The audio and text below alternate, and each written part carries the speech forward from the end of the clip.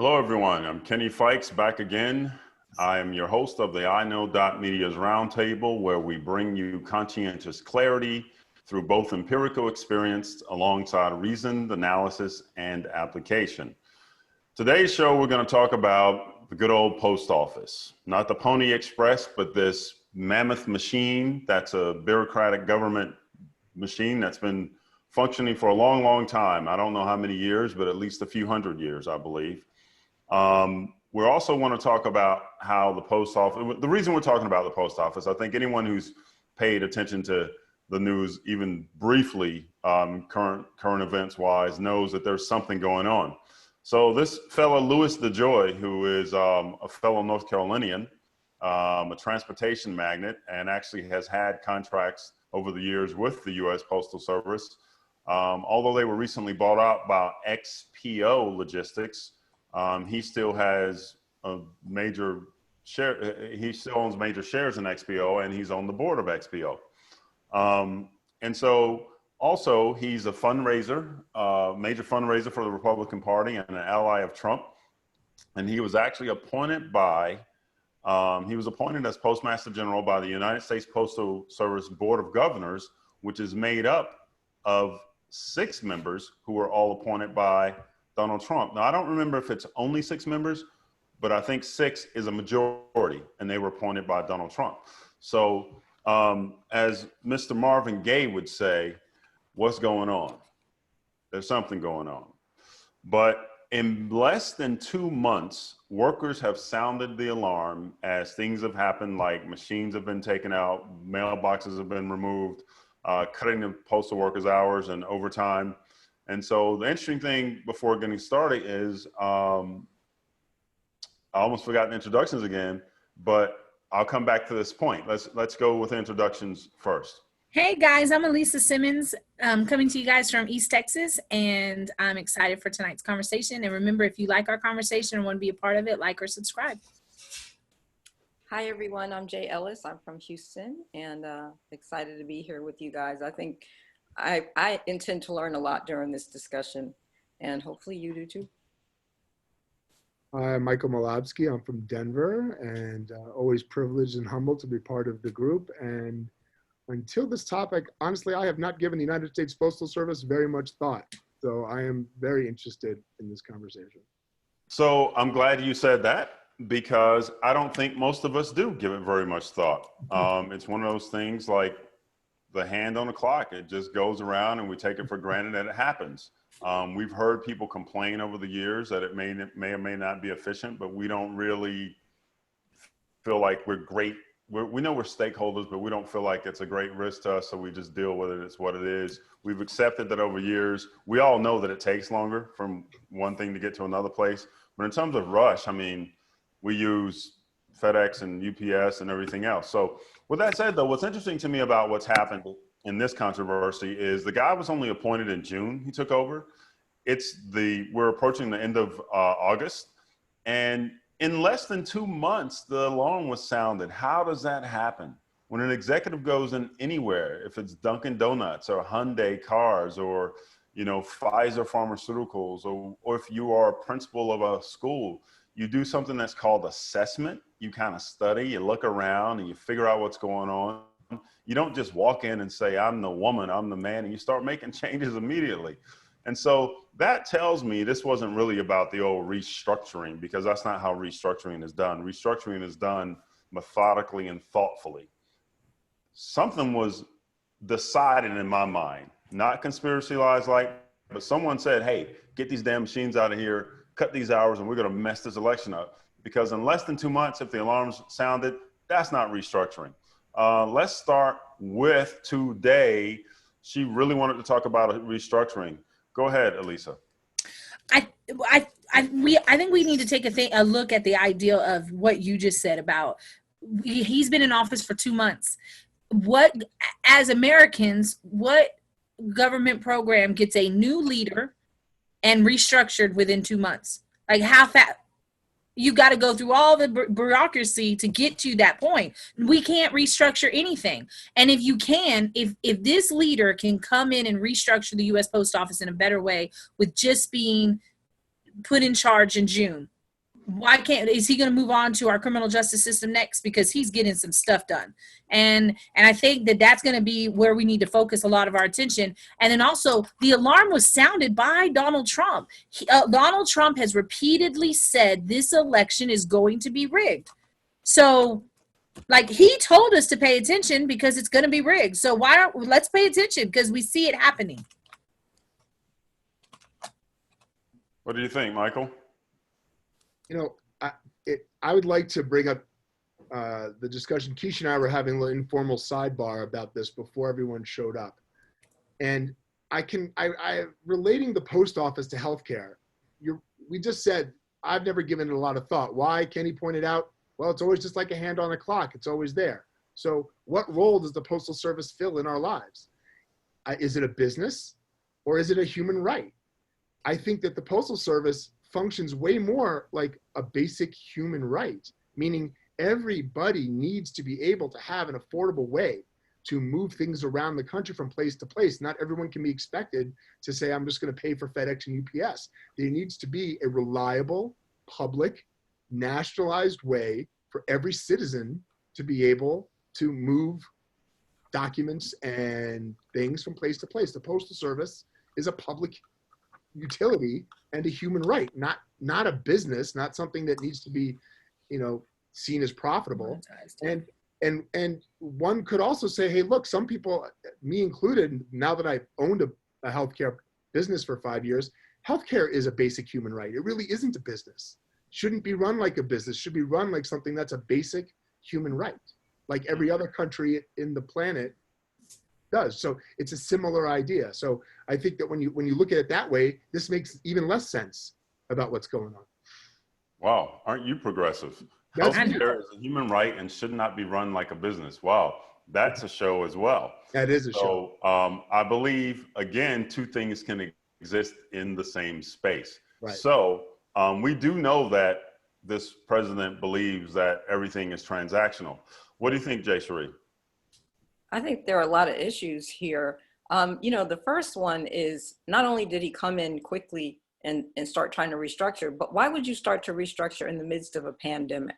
That doesn't make any sense to me. Like when things are dire and people are suffering and jobs are being lost and businesses are shutting down, why would you pick now to restructure this national initiative? That doesn't make sense. I would like to know what happened to the last Postmaster General. Do you guys know? I mean, because I haven't read anything. We know this guy is new, but what happened to the last one? Yeah. Was he fired? Did he retire? What happened? And why would you not try to just keep your people in place until at least the end of the year, right? Why was it necessary to bring someone in right away? Regarding it being a human right, or I think it is, but I think that we take it for granted because it's always been there, like you're saying, right? So we feel very entitled to getting our mail. Like we don't even consider it could be disrupted, right? So that's part of what was unsettling about this.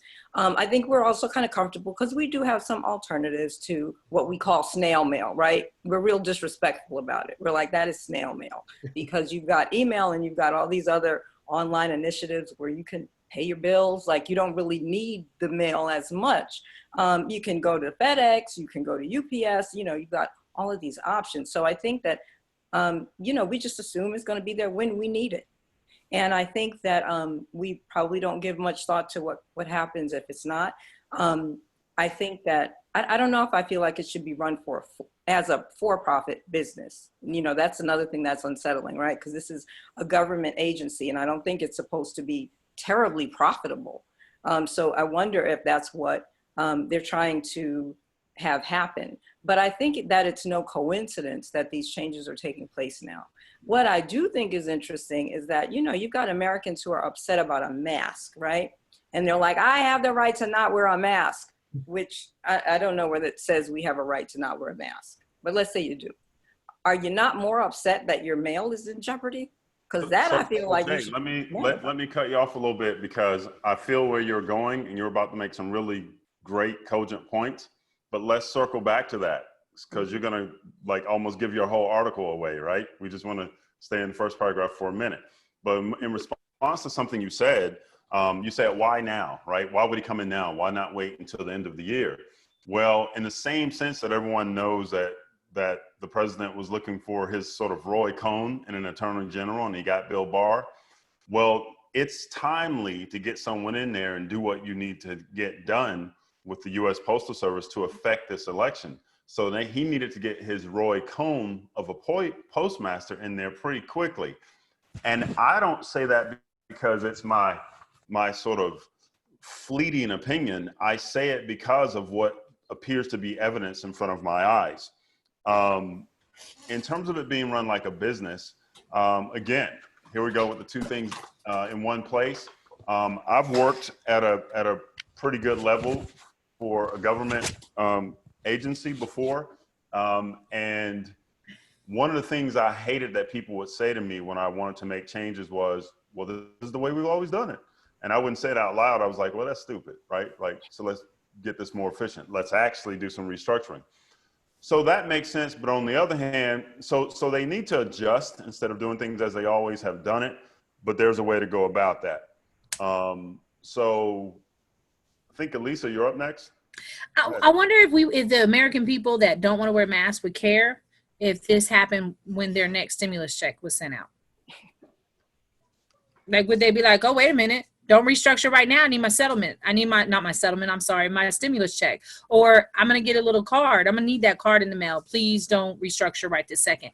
I'm all about a good restructure. I love it. But if you can do it that fast, deliver your timeline to the American people, so that, because you need to be extremely transparent when you already are dealing with a situation where publicly we've been told our election's going to be rigged.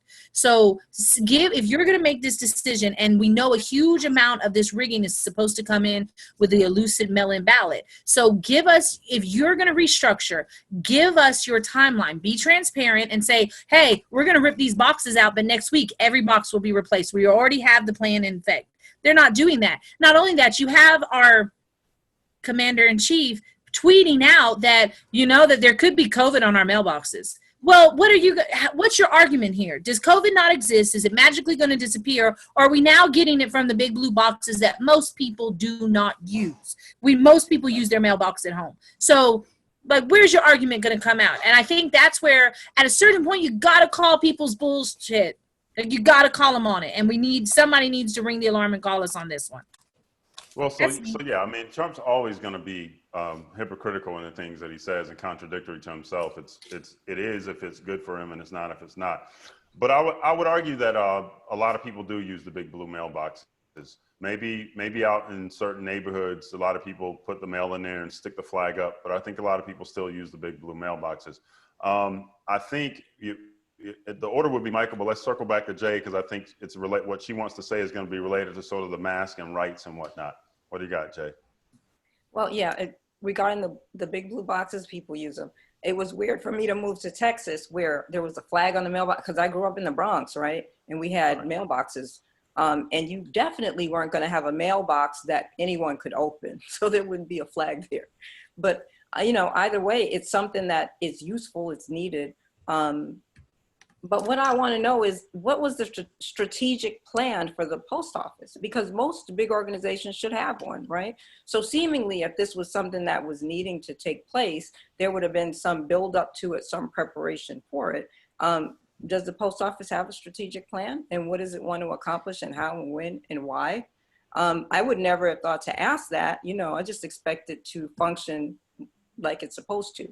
But what I find especially frightening is that things like this, maybe they go on kind of all the time, but we're not aware. This is just a big issue because they're talking about a public change. Right. But I wonder if things go on all the time that the public pretty much should know about, but never gets a chance to know. What kind of improprieties could be occurring. Just learning about how the Postmaster General is appointed is disturbing to me. Right? Because how do you appoint someone who clearly has certain conflicts of interest? There is no oversight here and no accountability. And so I think it's interesting to learn about it, and maybe, as the public will ask for more information in the future and try to understand who's running our post office and who they have ties to and what their real motives are. We might need to hold our elected officials responsible for letting us know that stuff. Yeah. Well, I think one of the differences in this administration, and again, this is just factual. I think one of the differences in this administration and others in the past before it has been this: people have always done favors for their friends. That's just how it goes. But let's say I became the president and I'm like, hey, I know Jay Cherie or I know Michael Malofsky and they're doctors, and when do you guys want to be the Surgeon General? Cool. You're my buddy. You wrote a check to my campaign. I've known you for a while. Have at it, and it's cool. And it becomes highly ceremonious. And you guys sit at a conference table, and you take the charge from the people who have been doing it the last 15 years, and you're the spokesperson and the mouthpiece. And if you come in with a good idea, you get to implement it and talk about it. But if someone goes, nah, here's what you're missing, and you don't know about for the last 12 years, you're not going to do it. What's changed is this is not just about doing favors for your friends or hooking up your friends. I don't have a problem with that. People do it. The difference is he puts people in with an agenda to do something and that have no connection to what they're doing. Like, you know, a guy who was a Boy Scout master and makes him, you know, the head of the EPA, right? Like just stuff that makes no sense. Michael, what do you got? No, I learned more about this. My brother-in-law has been part of the State Department for 15, 20 years. I won't say his name, but he's what we call, he has educated me that major government departments like State Department, the post office, they're made up of a mixture of people, and there are political appointees, so usually the secretary of, right? Yep. But most of what makes any of these departments go are the professionals that have people who have been trained, highly trained through, my brother-in-law, for instance, went to Davidson, was Army ROTC, was Army Special Forces Intelligence, and he is now a State Department specialist in high conflict zones and diplomacy in high conflict zones. I mean, he is a professional. He could have used those skills to make a lot more money in the private sector, but he doesn't. He chooses to use it in service of our country. And there are plenty of people all throughout government agencies who are just like that. They are highly trained, highly competent professionals who dedicated their life to service of the country. And they are then, but what happens is that every administration then puts in political appointees to be the leaders and hold the steering wheel. Exactly. And the level of frustration amongst the professionals, and I can only speak because we speak to him quite a bit, is that, and I'm sure the post office, the postal service is experiencing a similar thing. There are, I'm sure, highly competent and well-trained professionals all throughout the postal service. And yet then they are dropped on top of them a political appointee who has an agenda, as you mentioned, and it makes the whole thing a mess. The professionals can't do their job. Yeah. So, yeah, go ahead, Elisa. I think Michael, you're right, because it's if Kenny's presidency was when he talked about doing favors, appointing you or Jay as Surgeon General would be like, okay, you're doing your a favor, but it makes sense they're doctors. But if Kenny was following the Trump protocol, he would make me Surgeon General. And that would not be like, it's like, hey, she's smart, but she's not a doctor. Everyone's like, why is the Surgeon General cursing so much? We didn't know. I know. She's so, oh my gosh, she's so street cred. Like she's cussing a lot, but it would be like, that would be the Trump theory. And if you go, I think so many of his supporters think, well, he's draining the swamp. Well, here's another appointee that he's gone completely off the rails. The traditional way to pick out your postmaster is to go through a headhunting firm and vet your candidates thoroughly. Well, Trump didn't do that. He pushed the guy through the committee so that he could get his guy going. The guy doesn't have any experience in this situation. Not only that, he's done this countless of times. Dr. Ben Carson, he's doing HUD programs. Like he's a brain surgeon. He's a brain surgeon. He was one of the best pediatric brain surgeons ever in the history of brain surgery. He does not need to be running a housing department. No, you have DeVos, who he put in front of the Board of Education. This woman has no degree in education. She's never been in a classroom. She decided, because she has money, that she should put together some charter schools, I think in Chicago, and they all failed. Like, what in the world? So I think that's what we expect. And I think that's where we need Trump supporters. And I've been reaching out to Trump supporters this whole last week. so that I need you to explain to me the support that gets to be there, because for me that doesn't make sense regardless of my political view. I need someone to make that make sense to me. And so I think that's where it's so crazy, because nothing he does makes sense and we still co-sign that it's okay and no Yeah, one's saying no. and even though they do the head hunting, my understanding also is that I'm going to make up a percent. It's my sort of thought on it. I think, 90+% of them in the past have come up through the ranks. They've been in the post office. So you may have a headhunting firm, but it's vetting from within, because Right, it's within, a yes. huge organization. One thing I'll say again, though, so these two things existing, the Postal Service has been pretty inefficient. I'll give you a very quick version of their inefficiencies. I very recently had a fence built outside my house. And so I moved my mailbox from the other side of the street to the side where my house is, blah, blah, blah. And they stopped delivering my mail. And the lazy guy, he didn't, the day that I moved my mailbox, he didn't put my mail in there plus the sheet that said we can't deliver it. He just put the sheet in and said we can't deliver it, right? And then we had this whole process back and forth. And what I found out is that even if once I start, I'm kind of stubborn. I like where it is. I'm not moving it. I'm just doing the PO box because the post office is 2 miles from my house. So what I discovered was the reason it was taking so long for things to get transferred from the same postal unit that delivers to my house instead of to my house to my box in that place is because what happens is they look at it. It gets forwarded from my home address to my PO box, which is in the same building that it comes in. And then they ship it back to Memphis because it got forwarded. And then it comes from Memphis back to this same building and into my box. Oh my God. Wouldn't I love to have that contract as a transportation company? Mm-hmm. Now, with that said, that kind of inefficiency in a place, it's hilarious, but I couldn't make this up. Right. It reminds me from racism, and this is related, right? So when we're talking about appointing people who have no business in certain places. And I don't care that I'm saying this publicly. Maybe some people in Knoxville see it or not. I really don't care. I'm just telling the truth. So, when we talk about racism and people getting promoted to jobs and positions that they don't deserve, although we hear all this crazy talk about affirmative action, well, people don't talk about the legacy of white people appointing their friends who aren't qualified for jobs. Well, I'll think about like Philadelphia, and I'll think about like North Carolina. I'm generalizing, but it's my life's experience. I can think about like Philly and North Carolina.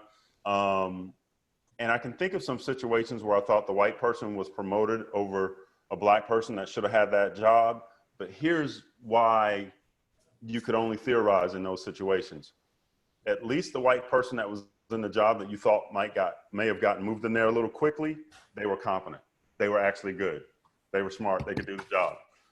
We just thought that maybe the black person was a little more competent and got looked over consistently. The problem I have in a place like Knoxville is you see white folks in these jobs promoted by their friends, and they're freaking idiots. And it's like, oh my God, why is he even in that position? Right? Like, it's hard to even explain. I can see some from other experiences. Maybe not. Here, they're like Trump appointments. And they think they're smart. So I'm sorry, it's personal. But isn't that demoralizing? It's an analogy to Trump's appointees. Go ahead, Mike. That has to be demoralizing for the people in that structure already who are competent and hardworking. Yeah. That when that happens, it has to be completely just soul sucking when that happens, right, Kenny? Well, and it's inefficient for the government because they let them go. They let them operate, right? They operate and this privilege that they're operating on and believing that because they got this job that now they're actually capable and they're smart and they should be there. Right. It's hilarious and stupid and inefficient. Jay, what do you got? I agree with you to a large extent. I was trying to look up what the requirements are to become the Postmaster General. And there aren't a lot, right? And I don't want to disparage anybody's achievements, but it said something about, you can have an associate's degree or you can have a higher level degree. You still have to take some sort of certification exam and have an interview. So that's a postmaster just in general. This level of postmaster, as we've all learned, is by appointment. But unlike other appointments, there is no Senate confirmation. This is a huge problem, huge, because think about it. If I have the money to donate to your campaign, then you will appoint me if I want to be appointed, or you like me or whatever. But it means that if people don't have enough money to contribute to campaigns in that way, they'll never be able to get into positions like that. Maybe they rise up through the ranks and they're wonderful. But if you can actually start appointing friends because they supported your political campaign, it means that these jobs will always be reserved for the wealthy. You know, it's already difficult enough that in this country, it's very difficult to run for office, right? They say anybody can, you know, be an elected official. No, anybody can't, because you have to have a certain amount of money and be able to garner a certain amount. You need to know people who have money they can give you to help you to run. And so, you know, it's frustrating to see things like that, because the ordinary person out there who may be very well qualified would not even be considered, can't even compete with a guy like DeJoy, because they don't have the money to, you know, line somebody's campaign pockets. And that's a problem. We need to change that. If we say that— in some way, this just highlights it. So we really live in that kind of system. Yes, it's in terms of capitalism and the ability to be born in a shanty and end up in a mansion and be wealthy. This is the greatest country in the world in terms of that, in terms of capitalism. But there still is a system, right? You have to be pretty special. And a lot of people don't understand how much luck plays in business. But here's where I'm going. So if you think about the British, right, there are these caste systems and class systems, and they just kind of accept it, right? Like the queen is the queen, the king is the king, the upper class is upper, the middle class is middle class, and we lowly people are we lowly people, and we eat our potato cakes, and that's what we do, right? I'm being funny, House of right? Lords, House of liver, Commons. yeah, liver loaves. But, and they really just kind of seem to accept where they are. Here, people move, but in some ways, we really do accept it as well. I mean, ambassadorships over the years have been like that. Things like the Postmaster General or the Attorney General, or, you know, the Secretary of State, or, you know, those things, they're generally by people who they may have been like the Hineses and different people of the world who had old money. But they were also typically people who were pretty accomplished in their own right. But now it's taken on a whole new role. So you're absolutely right about that.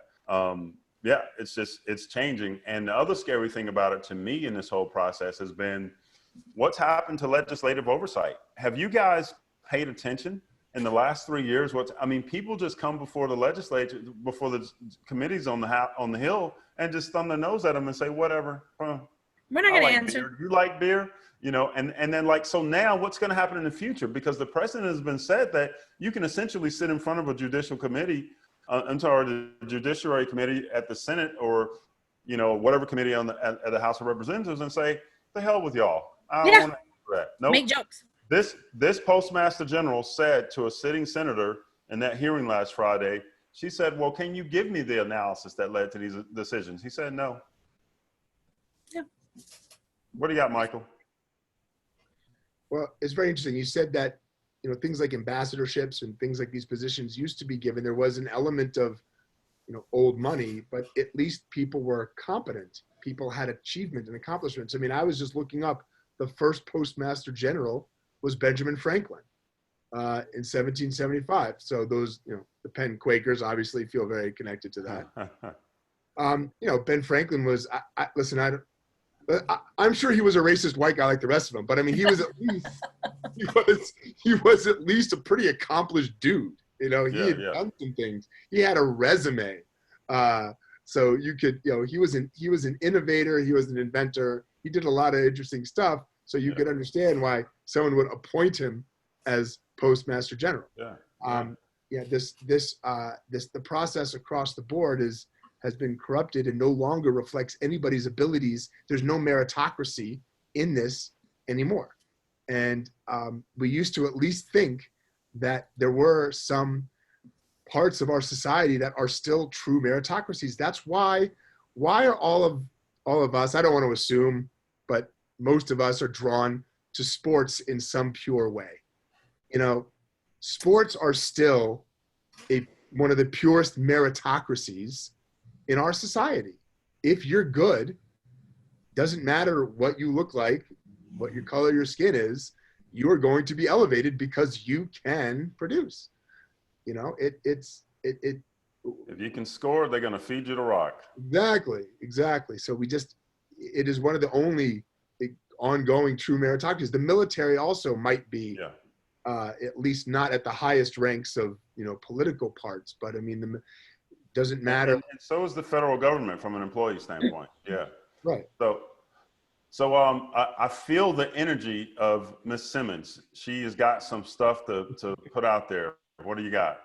Well, you know what? I just wanted to I think we need to think about, because overall, if this was any other time period other than this, who cares? Like, figure it out. We'll ride with you.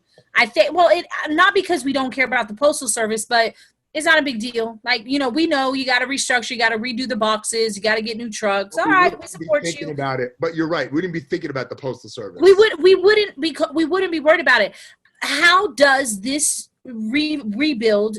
How does it restructure? How does it affect the vote? How does it? Well, we know right now that a huge amount of the country are contemplating trying to mail in their ballot. Well, okay, you can't take away everybody's mail-in ballot if we mess up the postal system. So I think we have to think about, well, how do whoever, because we'll say we don't know who's going to try to rig the election. Whoever tries to rig the election, how could they use the mail-in system to do that?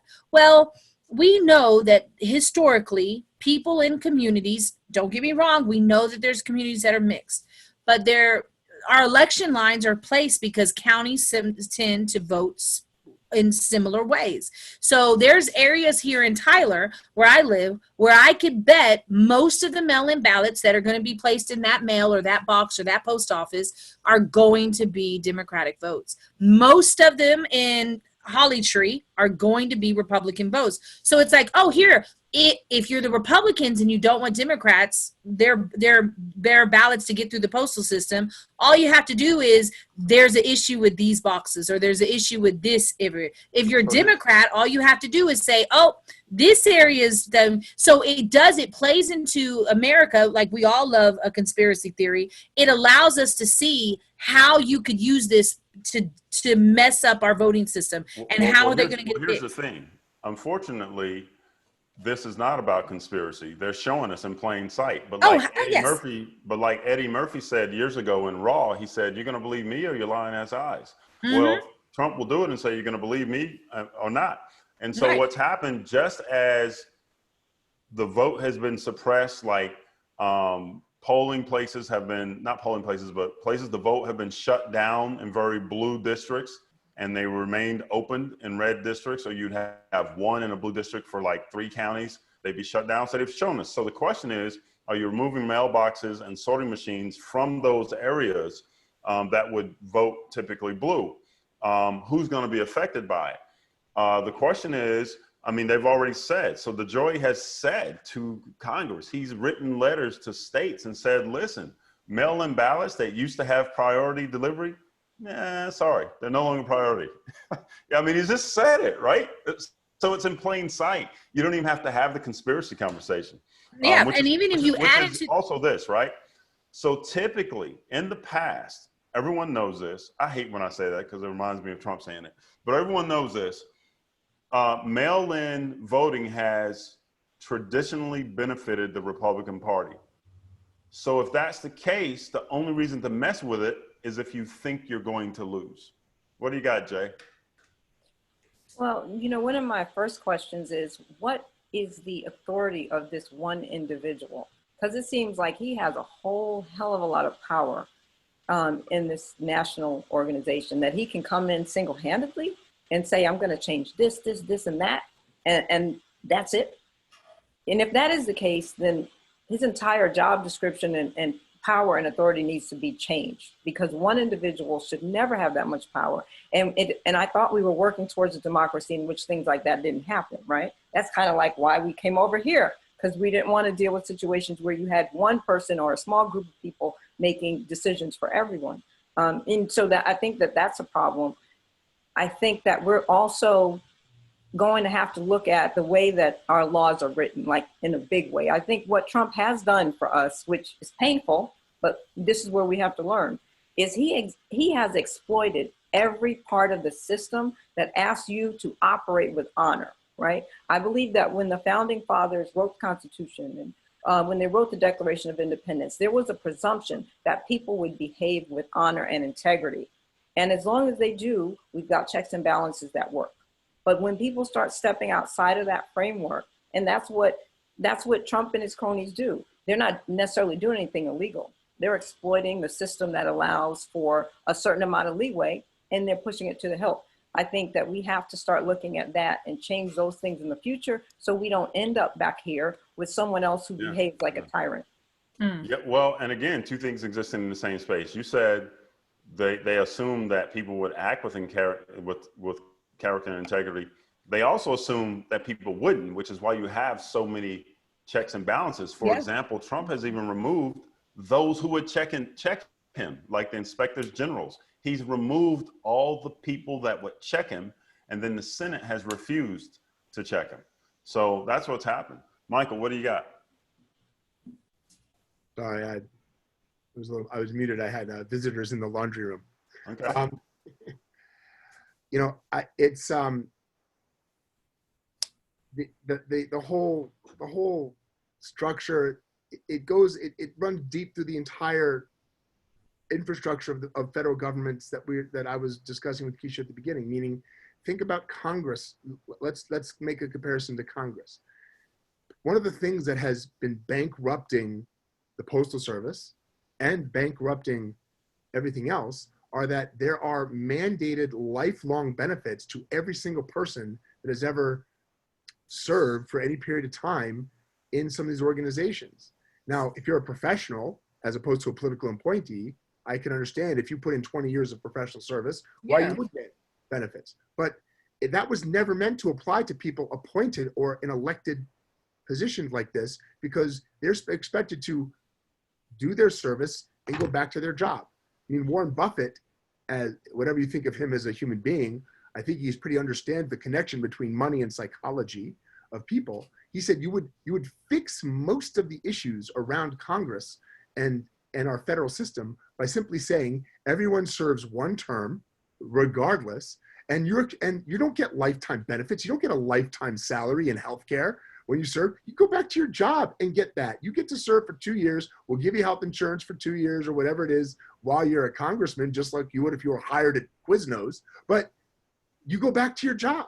There is this stuff, and so that when that would happen, you're not subject to special interest. You're not subject to coercion because you're not invested in this as a career. You're invested in this as a service time. Then you go back to do whatever you were doing. So here's what I think happens in that scenario. Like a police officer could join to protect and serve, or just because it's a job for them and they like it, and hours or whatever, they can become corrupted over time and change and be the guy who wants to beat people up instead of help because they get worn out. Or, you know, they're not all the guys who had a buzz cut and an AR-15 when they joined. It happens in a lot of industries. And I believe that there have been plenty of people who became public servants to serve and got corrupted by the system. Well, the system, right. One of my favorite things to push, and I haven't done a good enough job of it because I haven't done it much. I've had more conversations than actual actions about it, but we should have a show about it, I think. It's term limits. I mean, term limits will really do something for us, y'all. I mean, and who's going to support that, right? But I think it should be some amount of time, not one term, maybe 2 terms, and maybe not for life, but maybe for 3 or 4 years after. Because if you've been out of anything professionally for 3 to 6 or 7 years, you can't jump right back in. But not all this stuff, and maybe you can't go to work for anyone who ran through your committee, like becoming a lobbyist or a consultant at $1 million a year for Hewlett Packard because they ran through your committee, right? Those kinds of things. What do you got, Jay? I mean, well, definitely in general, we need to just have more criteria that kind of makes things be carried out in a way that there's always the long-term health of the nation that's being considered, right? Because when you don't have term limits, you're not really thinking about what's best for the population. I mean, even if you look at a lot of organizations that have boards of directors, whether it's a nonprofit or for-profit, you know, there's a thinking there that your board should not, you know, board members shouldn't be on the board for forever, for many reasons. One of the reasons why is, though, you need new and fresh ideas, right? Things get stale and kind of hackneyed, even outside of the corruption that can occur, but you need new ideas and you need new blood. And if you keep the same people in these positions indefinitely, nothing ever really changes because their philosophy doesn't change. And so that's just not, that's harmful to any organization. Definitely in this case, we should never want our elected officials to be in place for too long. And I mean, we have those people that we love, right? Like, I mean, again, I'm from New York. Charlie Rangel was somebody that everybody seemed to love. He was in office too long. You know, Right. I loved him, but he was in office too long. And that's a problem. And I think, you know, we need to also really give opportunities for people who do not come from wealthy circumstances to be able to serve in these capacities. Because as long as you have government by people who are of wealth and of privilege, you know, they may even have good hearts, but they certainly will not understand the experience of the common person who doesn't have all that money and doesn't have all that privilege. And so if you don't have a big representative of people like that, I mean, a big representation of them, how do you say that you're working in their best interest? You know, Betsy Davis she's a great example of that. You know, I mean, she cannot relate to what a regular parent feels who doesn't have tens of thousands of dollars to send their children to private school.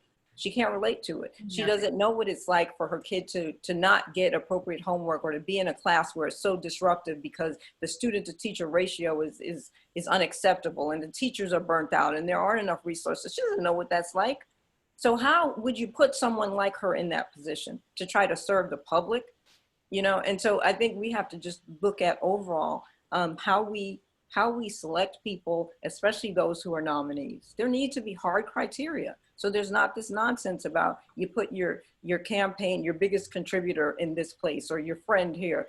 It's nice to do friends and all of that. But at the end of the day, what we want is for the country to run well, just like we want an organization to run well.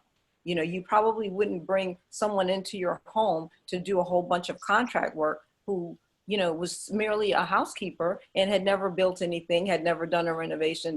You wouldn't do that.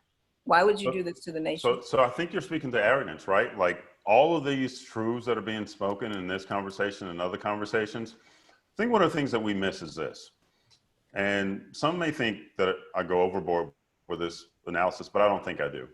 So in all of the things that you guys are saying, the three of you, that ought to make sense and be logical.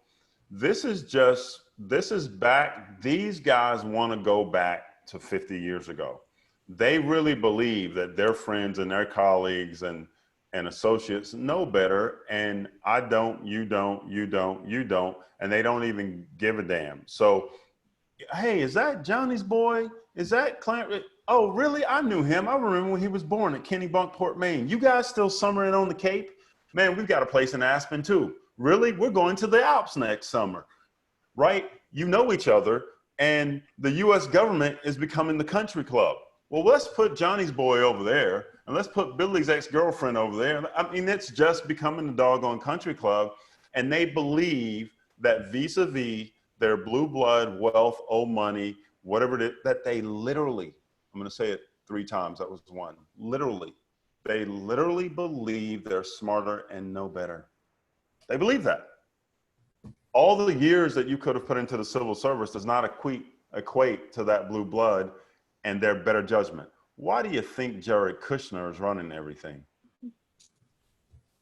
What do you got, Michael? You know, it begs the question, how come, I've always wondered personally, how come some of the most accomplished and competent people that have been part of the federal administrations in the past have disappeared from the landscape?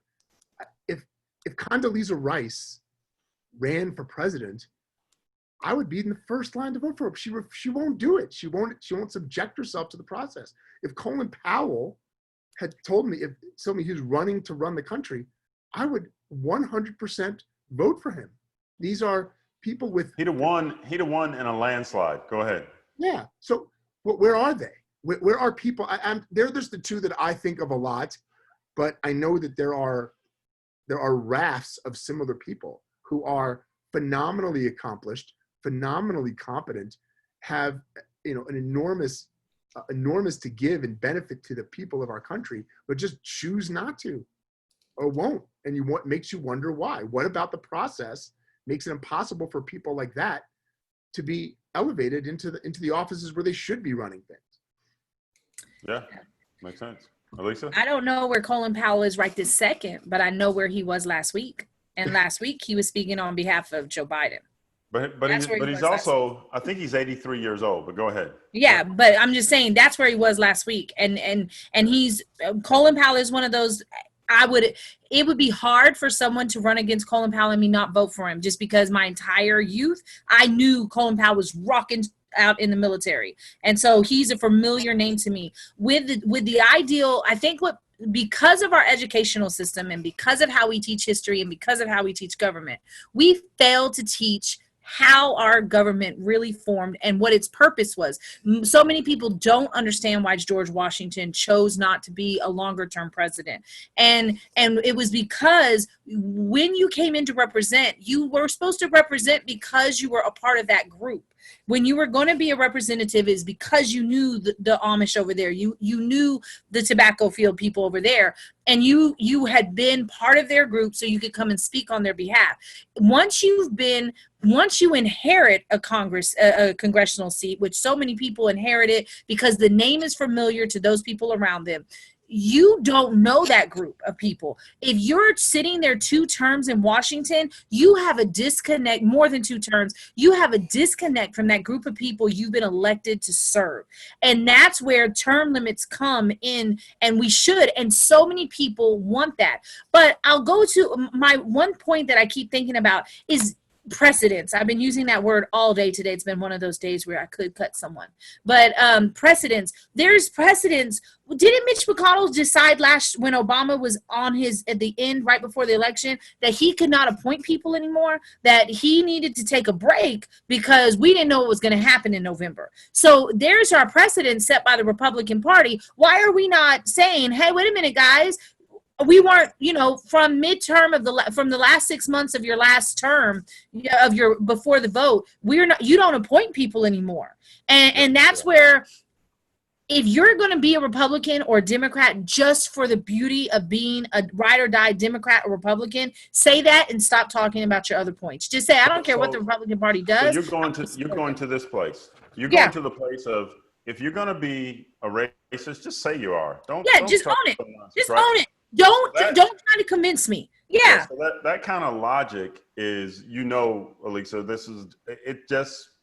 it all flips depending upon who is in front of them. If your team is the one up, you are going to co-sign with them. So, and so vis-a-vis the words of Malcolm X, chickens coming home to roost. Now it's come to take on a meaning that I believe in. When he originally said it, which he walked back later and apologized, but when he originally said it, it was in response to John F. Kennedy's assassination. And so when I say chickens coming home to roost, I don't say it from that perspective. I say it from the perspective of, you're putting stuff out there, you reap what you sow, it comes back. So I think there have been some backlash. Like Elisa, you were just talking about people representing their districts. So you've had some people in Congress so long that when the Republican Party continued to try and dismantle the Affordable Care Act, aka Obamacare, and thinking that calling Obamacare would cause Americans who now had health insurance who didn't have it before to go no, it didn't work. They went back to their districts, and you guys remember about 1.5 years, 2 years ago, there were people filming these guys in their districts, and their constituents were going, no, we don't like that. There was some backlash, and I think you're going to get a little bit of that on the Postal Service now. When elderly people are not getting their medicine, elderly people have died based on COVID-19. People's bills are late; they don't even get their bills. Medicine doesn't show up. Important things, grandma's birthday card doesn't get to the granddaughter. I think there's going to be a little bit of chickens coming home to roost on that. I don't know, but it would make sense. What do you think, Jay? Oh, I think definitely. You know, and really the elderly are the most vulnerable population when it comes to this because most of them don't do things electronically. You know, most do not have a smartphone or a computer. They pay their bills the good old fashioned way. They're going to write a check, they're going to mail it in. And they tend to be a population of people who are very concerned with their bills being paid in a timely fashion, right? Right. We're talking about elderly people that may even to some extent have predated the baby boomers. And so this is going to be highly stressful for them and anybody who supports them. So, you know, people who are helping elderly parents or in-laws or aunts and uncles, there is going to be a lot of backlash. Now, you know, will people really attribute it to whom it belongs, right? Or are they going to stick with that narrative of, oh, this was just a conspiracy, oh, the Dems and the liberals, and you know how you get into that conversation. But I also think that America needs to pay attention to what it just did. What it just did was it elected a person who does not ever have to play by the rules because he has his own empire, right? He has his own empire. He does his own thing because it's his company. He can do what the hell he wants. He doesn't have to follow any policies or rules there. And he came into this position thinking that he could run this country the same way he runs his business, thinking that he can just say, you're fired, you know, like this is The Apprentice. This is the mentality of the person that was elected. And America needs to take a real hard look at this because everyone around him feels entitled to behave how they want. So I think it's very different because you have all of these very elite, wealthy people in places and they don't have to ever play by the rules. So they come in not expecting to, they do their own thing. They're pissed off if somebody tries to stop them. And it really is not, I mean, it's not shocking that Trump would abuse every power he has, right? And he started off from the very beginning when he was pissed off about his inauguration. What did he do? He kind of stopped like all the social media and information coming from the national parks. And that was dangerous when he did that nonsense. He did it because he was pissed off. It was a temper tantrum. And that was dangerous because it meant that people who were out there in those parks, whatever they were doing, camping, hiking, etc., if there were any big changes going on that they needed to know about, i.e. a storm coming through, you need to know that you need to get your family out of this place. He interrupted communications to them. And he's done things like that since the beginning. So it's really kind of not surprising. It's alarming what he's doing. But it is not surprising. And so America needs to know when you put someone in office who has no political experience, has no respect for law or the Constitution, really has no respect for anyone. Yeah. You put him or her in office, this is what you will get. You're paving the way for a tyrant to take over. And that's what has happened. This is just one more manifestation of it. And hopefully we kind of take it to heart and get to the polls in November, because otherwise we're going to get more of this. Vote. And he also did it recently with the CDC. They decided, you know what, we don't like the numbers coming in, so we're just going to have the numbers come straight to us. Yep. Be quiet. But that was reversed, though. They ultimately couldn't continue that. Gotcha. Oh, okay. But they tried. And They tried, but yeah, Mike was right. I mean, how bold was that? How bold is that? He censors the media. Come on. So here's what happens. And his minions just use the what about thing. They'll say, well, what about Benghazi? Well, what about Obama? And what about Hillary Clinton and her effect on Haiti? Yeah. So, you do know, and so Kevin McCarthy of the House, I think he called this whole conversation, I'm gonna say it again, conversation about the post office, a conspiracy theory. He called it that. And Ted Cruz of y'all's beautiful state, Jay Cherie and Elisa, he said it's a manufactured crisis. So what do you do? What do you do? Well, what else can they say? I mean, I think one of the most brilliant things that Trump did when he got into office is he created the term fake news. And anything, and so that's the go-to, right? Yeah. For anything, even if you can pretty much prove it, he's going to say, and his minions are going to say it's fake news. And so the people who support him, that's all they need to hear. Or you say they don't this. have to accept any facts. They're like, oh, it's fake news. It's the Dems. It's the liberals. Or this is what you do. We're gonna have some fun. So Michael, just tell me you disagree with me just say you disagree with me. That's easy, Kenny. I disagree with you. You're a liar. Michael's a liar, y'all. He's lying, and He's nasty. He's a nasty person. That's what. So look, John Oliver. One of my favorite kind of comedy news people is John Oliver. I don't know if he was on the Daily Show. I don't know if you guys ever watched his own show. he talks about this stuff all the time. It came out a lot with anti-vaxxers. You can't prove a negative in the sense that, hey, I know that Kenny has an unhealthy fascination with motorcycle gangs. And he's gonna, can you? And he's gonna go, no, I don't. I go, well, you can't prove that you don't have an unhealthy fascination. You can't prove the negative. Anyone can say anything about you because you can't prove that you don't. You can't. Right. So Right. it's a very easy way to simply implant an idea into people that may be vulnerable to coercion and vulnerable to being directed, like there are lots of vulnerable people in our country, probably for lack of exposure, lack of education, whatever reasons, we could call them vulnerable to this. It's very easy to implant ideas and manipulate people's thinking by just saying, hey, you have to prove to me that you don't have a fascination with motorcycle gangs, Kenny Fikes. Because Trump said that I do. Right. So yeah. So there's it brings to mind two things. And this could skate a position, but I think it's analysis. I think it's conscientious analysis. There's a book I own that I have to admit that I haven't read it all. I've skimmed it. It's called Dying of Whiteness. And the thesis is around white people who so hate Barack Obama that they want to kill the Affordable Care Act, even though it would save like their mother's life and their own life. And things of that nature, or the thing that I used to think was made up that has been a meme on Facebook. So I don't take memes seriously unless there's some research, but something where Lyndon Johnson talked about taking the poorest of white people, like in Appalachia, who live in these terrible living arrangements at home, and are poor, barely can get shoes, and all these things, no dental care, all these things. And if you make them believe that they're better than a black man, whether he has a PhD or whether he's a man of God of the cloth or whatever he is, if you make them believe that they're better than that guy, then it gives them something, and they'll follow someone like Trump. We want to be better than somebody. Yeah.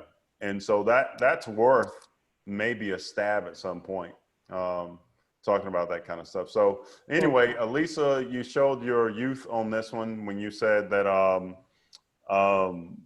if they taught about politics, because you're not as old as you're not 50 yet. And if you were our age, you would have remembered the old song, If I Was a Bill on Capitol Hill. Oh, I know the whole song, If I Was a Bill, but then on Capitol, I have it on my room. I know that song. Rock is how I learned everything about our government system. I learned but you know what? That is like, bring back. I love School of Rock. I knock it out all the time. But Schoolhouse Rock. It's Schoolhouse Rock. School of Rock is another movie. Okay, it's been a long time. Well, you know what? I think that we if anybody watching this show could take away anything, I would want them to know that I absolutely, before this show started, had no knowledge of who Michael or Kenny was. I do know Jay. I don't know who our producer. I don't know any of y'all. Here we are having these conversations, and we all politically waver. Kenny and Michael, I feel like might go a little righter than us, but they haven't said that out loud. But but we all, like, there's some things that for some people just make sense. And that's why I've been reaching out the last 2 weeks to my friends that I know are Trump supporters, not because I want to have an argument or debate with them, but because I want to know what it is I'm missing for the cosign. I'll tell you that my grandparents, my grandma and my grandpa, the ones I've talked, if you've watched any of our shows, I've talked about them having some issues with my husband's skin tone. They are so diehard Democrats, though. Barack Obama was going to be there. Tell us the one thing. You started by saying you want people to take away. What's the takeaway? The takeaway is I want you to pay attention to the ideal of your team. If you are just co-signing your Democratic team, your Republican team, you're missing what the point of our position as the citizens of the United States were. And if your team is all that matters and you don't go and fact check, you don't go and see the red flags. Right now, for me, the red flags are all of your friends are getting indicted. all of your appointees are making criminal mistakes. Why is it that this is still your leader? It would not, if I voted for Trump right now, I would be wondering what is going on with my teammate. If this was Obama happening, I would be wondering what was going on with my captain. And go fact check, go do your diligence as an American citizen and pay attention and take your loyalty to your party out of the window and see, would this make sense if this was your friend from high school doing this, or if this was your son's friend trying to get him to do crazy stuff? Would you tell somebody to rethink this? And just go. Yeah. And so again, people have to really think for themselves and not just go down a ticket.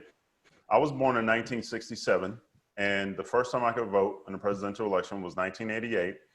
And I believe I voted for George Bush. That was after Reagan's second term. I voted for George Bush. And then in 92, I voted for Bill Clinton. And in 96, I don't remember. I don't think I voted for Clinton again. And then in 2000, I voted for George Bush. And then I voted for John Kerry. And then I voted for Barack Obama because even though he was left for me, he's black. And I just have no problem admitting that I'm voting for a black man because I want to see a black president. If it had been Clarence Thomas, would you have voted black? Oh, heck no. Okay, so No. clarify that. No. Clarify that. It was not just about that. We do have standards. There is a standard. Okay, so for example, if in their prime, looking at their political things before Bush allowed Cheney to be somebody running the White House, if it were Bush versus Obama, policy-wise, I vote for Bush. But I would have voted for Obama because he's black. And so that's one of those things that you have to admit, right? When people can't admit stuff like that, it's a problem. Well, I would never apologize for that. And I can explain to anybody all day long why that is for me. But the point is, to what Elisa's saying, it's not about just voting a party line because someone's a Democrat or Republican. It's because you like that person and you believe in that person. And character and integrity mean a lot to me. I don't think George Bush II was a very good president, but I still think he's high character. I think he had some people around him that were hawks, like Cheney, who had a lot of power, that messed some things up. But I think he's still a high character guy who made some mistakes. And, God's not done with any of us yet, and we don't get to judge in that sense unless somebody is. I don't even think we're judging Donald Trump. I think we're just describing what he does, right? If a man tells you he's going to grab a woman by the pee, he just told you. You're not judging him. Yeah, right? You can't be surprised when it happens. Well, Kenny, I think that what you're describing was way more common 30 years ago, 50 years ago. I mean, I believe that my parents' generation functioned way more like you. I believe that what's happened is that we've really become much more into this tribalism way of thinking when it comes to our party affiliations. For some people, I'll just use the Jewish community as an example. It's these affiliations and these idealisms related to a certain sort of tribal affiliation have replaced every other part of who they are and what they believe in. That I can't be your friend because I have this set of beliefs that I affiliate myself and identify with so strongly that I can't even consider a relationship with anybody, even a friendship with anybody who isn't that. And I just don't, I think our parents and our parents' parents didn't think like that when it came to politics. Right. They thought way more like you did, Kenny, or do. Well, and I think we have to do this. I'm going to pivot a little bit to make some sense and then give myself a little hard time in a way. Again, I believe in correcting myself, as you guys have seen. Joe Biden, I'm going to say this on his behalf. Who is he? 77, 76? How old is he, guys? Somebody said 77, I think. Let's just call it 75, and we think we're giving him a year or two. Joe Biden is a 75 to 77-year-old white man. His policies and the things that he believed in the early 1970s and mid-70s are the things that any sort of natural born who wasn't exceptional about race would believe in 1975 or 73 or 74. This is sort of my pitch for him, if you will, versus Donald Trump. And it's not a democratic pitch. It's a decent human being pitch. He has evolved as a human being and as a man. I would imagine that if I were born as a white male in 1942 or 40, whenever he was born, that I probably would have thought a little bit like he did in the 70s. And he was never a racist, but he had some conservative views as a sort of yellow dog Democrat. And he's evolved. I believe that if he could tell the truth, he would say something like this. He'd look in the camera and go, yeah, y'all, leave me alone about that shit in 1972. I don't think like that anymore. I'm a different man. I've evolved. I've grown. Right. I'm not Joe of 50 years ago. Damn it. Give me a break. I've grown. What do you want from me? I have a black friend. Now, no, I think that No. cheapens it a little bit. I think that he really has evolved as a human being. And so to go back and look at his record for 45 years ago and say that he voted in a certain way about busing, so what? You're talking about this guy and who he is today, and he probably even grew more in the last 15 years, as, you know, and being that vice president. So I'm just saying to hold people to that. So how do I do a little self-deprecation? So my daughter has these friends, right? And people are so different these days. It's a shock for me. I'm 53. It's a shock for me. Yeah, Jay, I'm older than you. We're the same class, but I did another year of boarding school. So when she comes home and says my daughter's saying this about one of her friends. So to me, to daddy, who's 53, it's a white dude from like Murfreesboro outside of Nashville. But my daughter's calling him she. She's trans. I'm like, what? Who are you talking about him? No, Dad, her, she, like it just throws me off. I'm not used to it, right?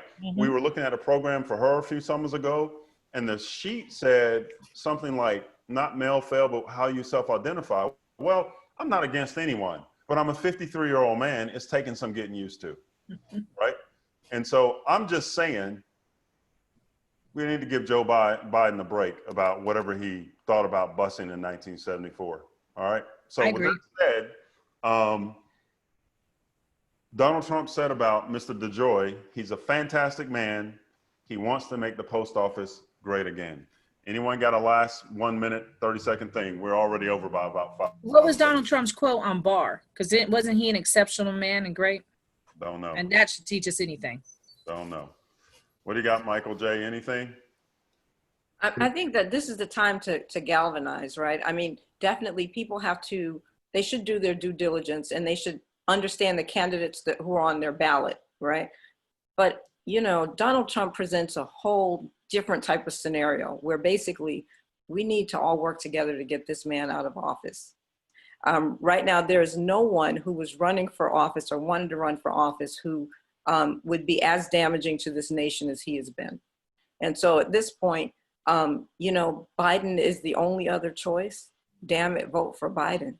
You know, you don't even have to love the man, but you know that you don't want 4 more years of Trump. Like, it's just that fundamental and that simple at this point. We don't need to be academic about it. It kind of doesn't matter what he did 20 years ago, or to me, even 20 hours ago, because he's not likely to be worse than the man who currently occupies that Oval Office. And I think we need to just all get on the same page with that and vote Donald Trump out of office. I emailed everybody my favorite meme. It said, Joe and Kamala, you had me at complete sentences. I saw that one. Yeah, okay. All right, folks. Good to see you. Talk to you later. Thanks. Good night. Bye. Have a good evening.